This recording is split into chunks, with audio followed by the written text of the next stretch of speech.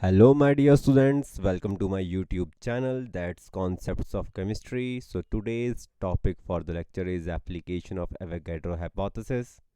In the previous lecture video, we have read about the Berzelius hypothesis, which eventually got failed, and then came Avogadro hypothesis.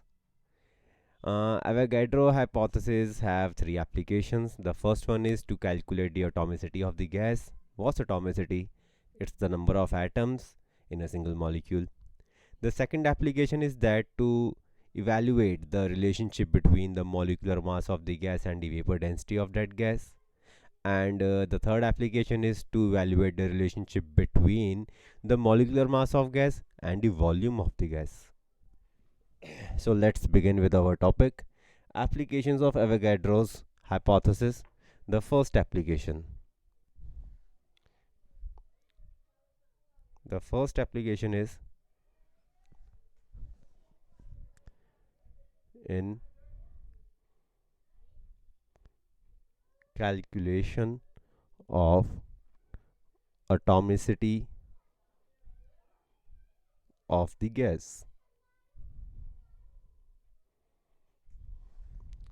So let's first of all understand what's atomicity. What do we understand by atomicity? It is defined as it is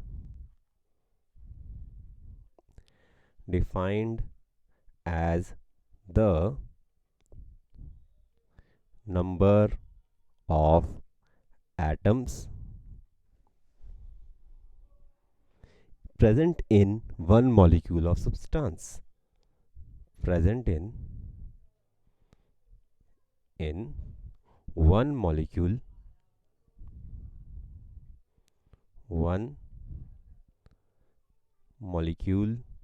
of substance. I'm giving you the example. Oxygen gas. The atomicity of oxygen gas is 2. That's why it exists as O2. Another example is ozone gas. Its atomicity is 3. That's why it exists as O3. So let us try to find it from the Avogadro's law. Avogadro's hypothesis. I'm giving you the example. For example, I have written in reactional form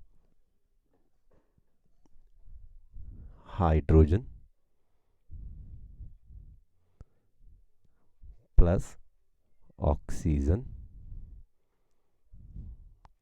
It forms me water. At that time, the exact molecular formulas of the compounds were not known. That's why we were using the whole word like hydrogen plus oxygen. It forms me water. Next, what we have learned in the previous video, that I'm applying the Gallius law of gaseous volume. That's the 2 volume of hydrogen reacts with 1 volume of oxygen to form me 2 volumes of water. After that, 2 volumes will have 2n molecules of hydrogen. One volume will have n molecules of hydrogen, and obviously 2 volume of water will have again 2n molecules of water. After that, bring it to the ratio of 1. First of all, let's talk about n molecules of water only. N molecules of water will have n by 2 molecules of oxygen and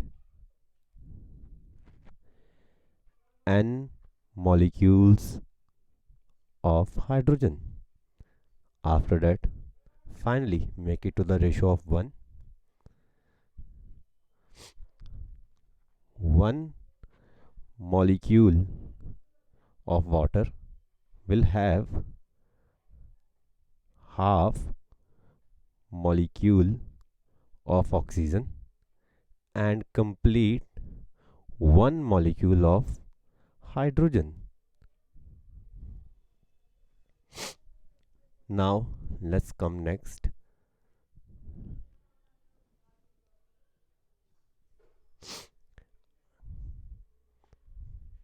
What's water? Water is H2O.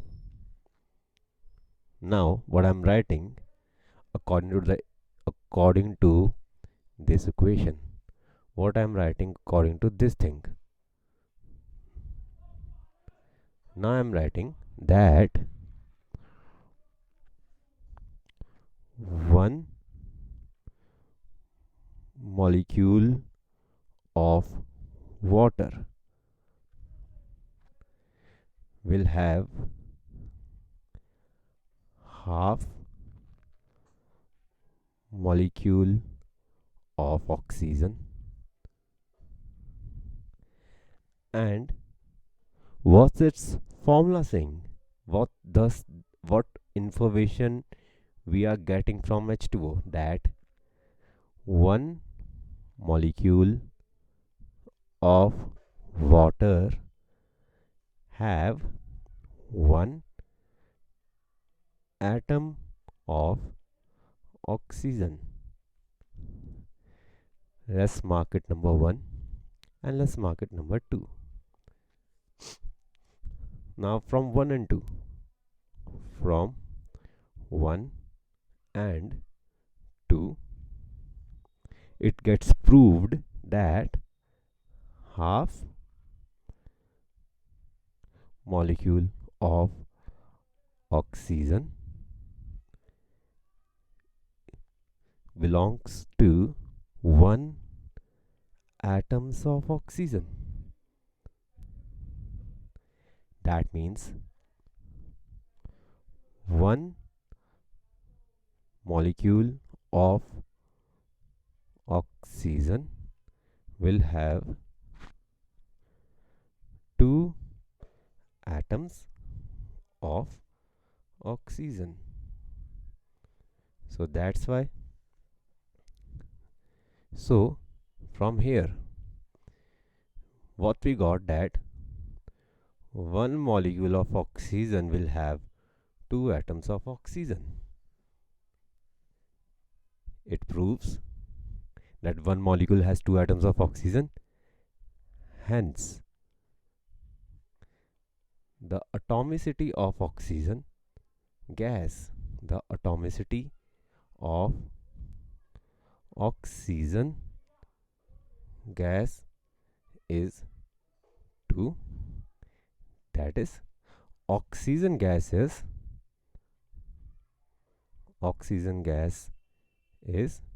O2.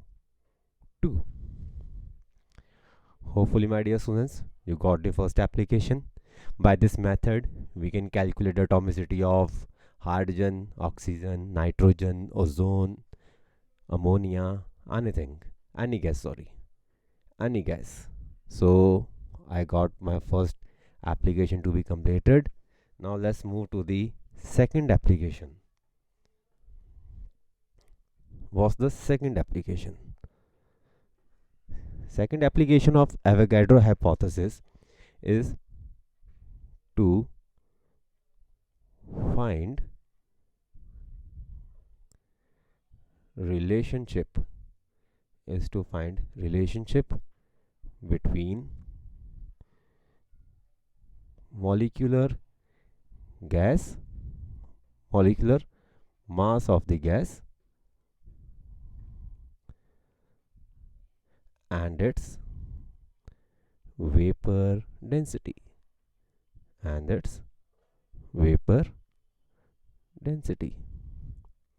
Let me give you example of molecular mass. How to calculate the molecular mass? For example, we are talking about O2. What's the mass of oxygen? It's 16 AMU. But here we are having two oxygen.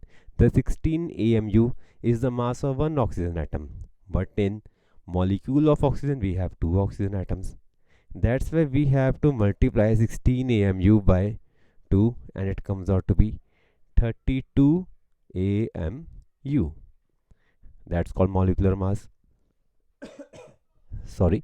Now let's talk about molecular mass of carbon dioxide, CO2.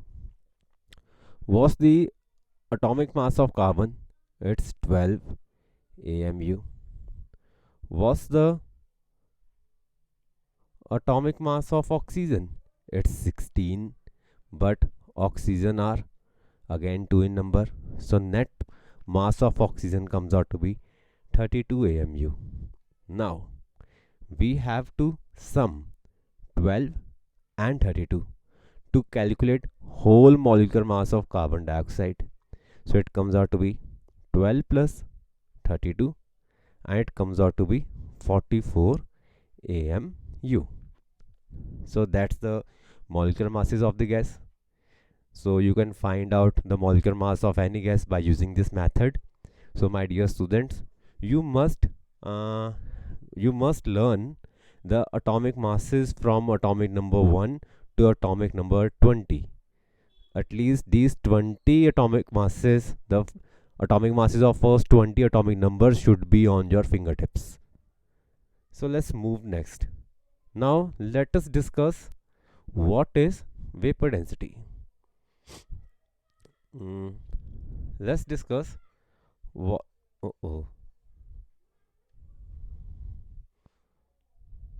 Now let's discuss what is vapor density. Vapor density. Now I'm giving you the idea of what is vapor density. I have written vapor density of a gas. The vapor density of a gas is the ratio of density of gas and the density of hydrogen, both at similar condition of temperature and pressure. What is vapor density of gas? It is the ratio of density of gas with respect to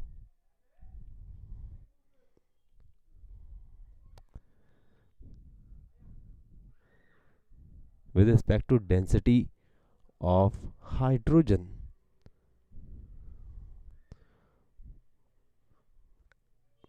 When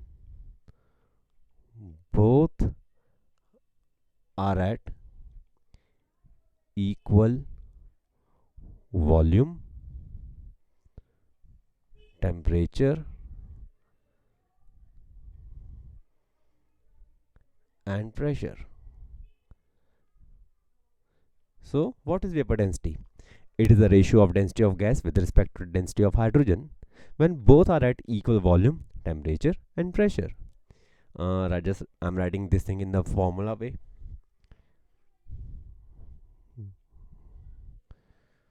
Vapor density of a gas is equal to the density of a gas divided by density of hydrogen when both have when both have equal volumes at STP. My dear students, what is STP? That's standard temperature.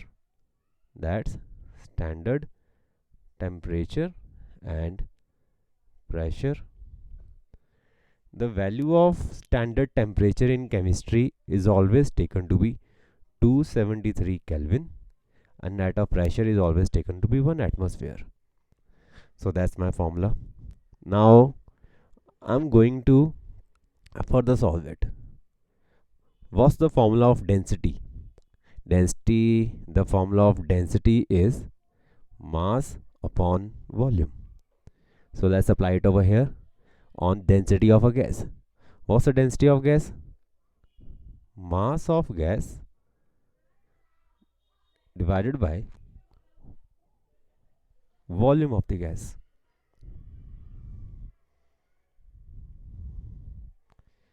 And now I'm putting this formula in the density of hydrogen. What's the density of hydrogen will be? It will be mass of hydrogen. Now it's in denominator, so that's why I'm reversing it. It becomes volume of gas. Now what next?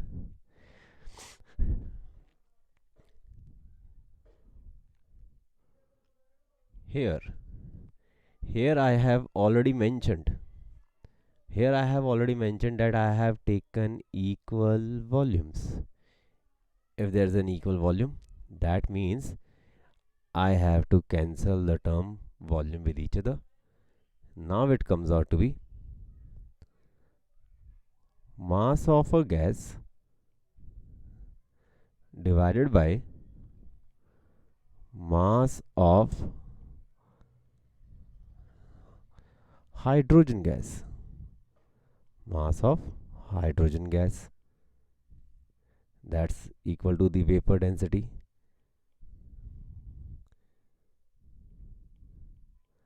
Now I am elaborating this thing more. The mass of gas, or you can write the mass of n molecules of gas. The mass of n molecules of gas divided by mass of n molecules of hydrogen. I have already mentioned that equal volumes of two gases at same temperature and pressure will have equal molecules, equal number of molecules. That's the Gallius law. What's this thing? The Gallius law states that two gases having equal volumes at similar condition of temperature and pressure will have equal number of molecules. So that's why I have taken the n molecules. Now what next? I am further evaluating it to 1. Mass of 1 molecule of gas divided by mass of 1 molecule of hydrogen. Hopefully my students, you got the next step. That's all equal to the vapor density. Now finally, vapor density is equal to the mass of 1 molecule of gas. The mass of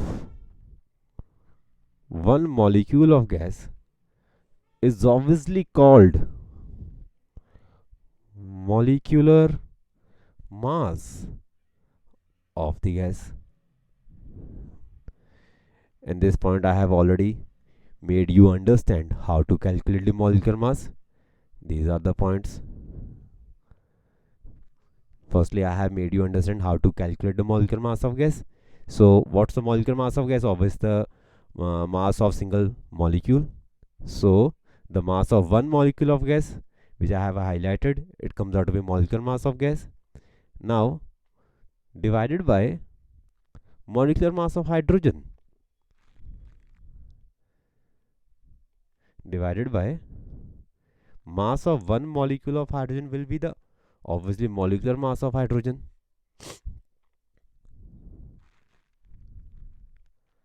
molecular mass of hydrogen.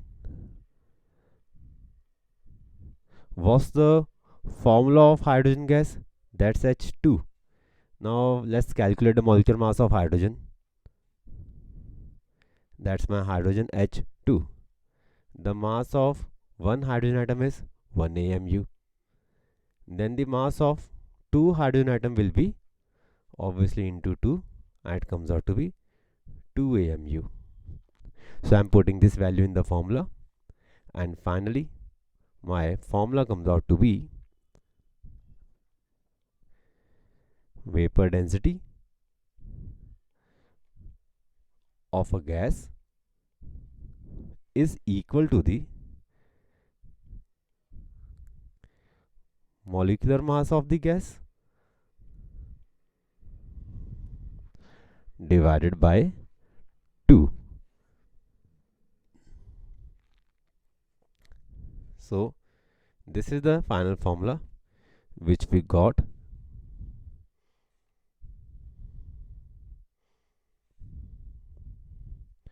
Hopefully, my dear students, you got this thing. So that was a complete derivation of finding out the relationship between the vapor density of the gas and the molecular mass of the gas. So this was the second application, and now I am moving to the third application. The third and the final application, it is to find a relationship between, the third one is to find relationship between mass of the gas और more accurately molecular mass भी आप कह सकते हैं, molecular mass of the gas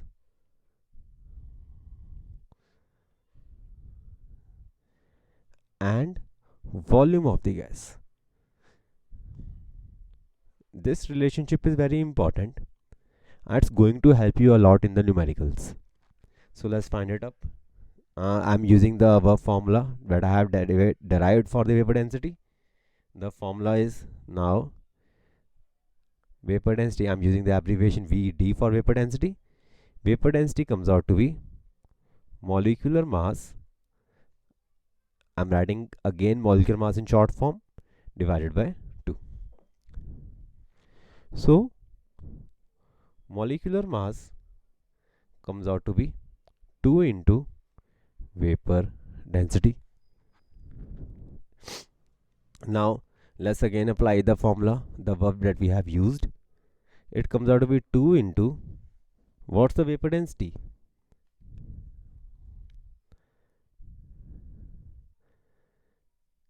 Density of gas divided by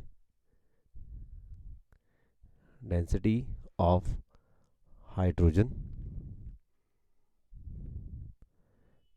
Now further 2 into mass of gas divided by volume of gas.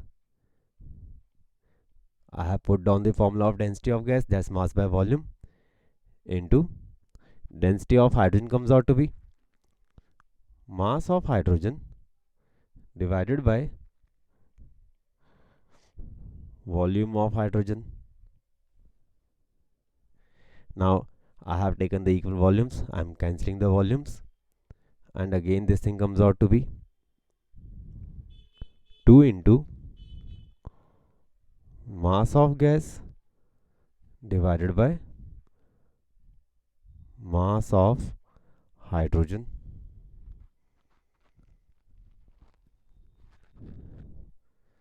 Now mass of gas, let's take it like example, the mass of 1 liter of gas. You can take this way also, the mass of gas, or you can write the mass of 1 liter of gas divided by mass of 1 liter of hydrogen gas. I have taken the equal volumes over here and I have cancelled that volumes.